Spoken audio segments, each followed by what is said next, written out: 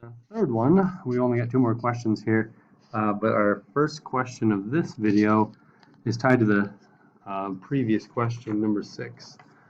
Let's see. So, using the same information from 6, if the skier knows how far away they want to land, how tall does he need to make the ramp? So, kind of working backwards here. In fact, you could actually just use guess and check. So if you use the same equations and just kind of play around with the initial height. So if we go back here, we know that at a height of 1.2, they land at almost 21 meters. So we can go back here and just change that 1.7 to, let's go to 3. And then just delete point.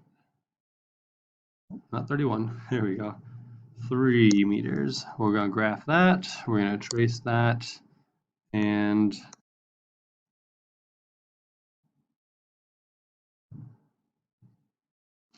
close. 23. So let's go a little further. Let's go to 5. 5 meters. Graph that. And trace to, let's skip ahead.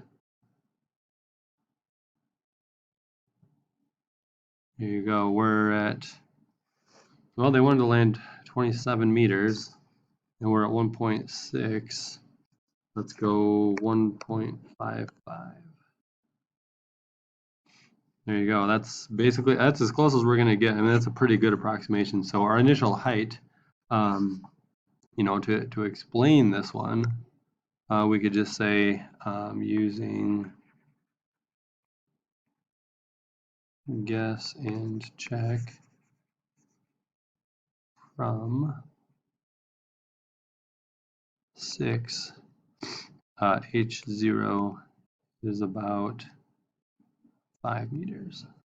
That is your initial height.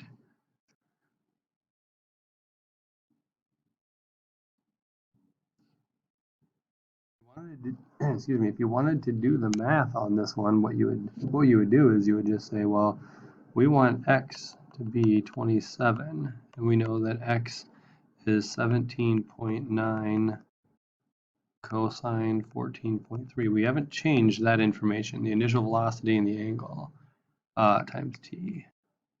So we could figure out how long they need to be in the air to get 27 meters. And in the same regard, we would then take that t, so we would solve for t equals 1.557, I think, seconds.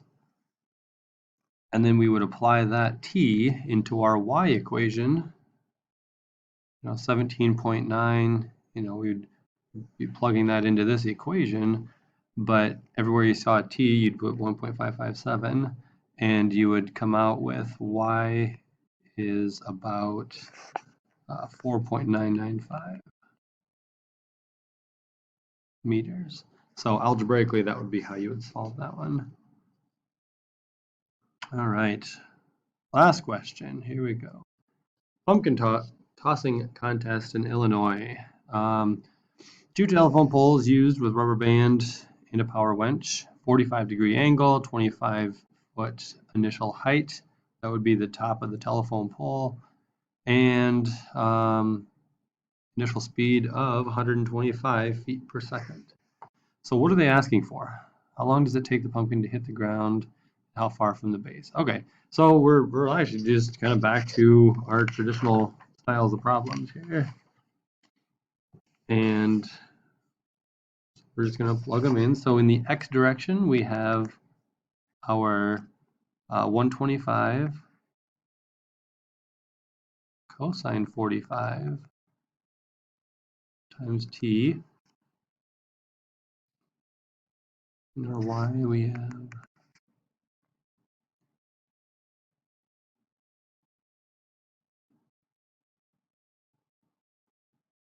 25 sine 45 t. Then we got gravity. Oh, but gravity, hold on, we've got feet. Be careful. We are now using customary units, so we need to say minus 16 t squared. because that is our coefficient for customary units.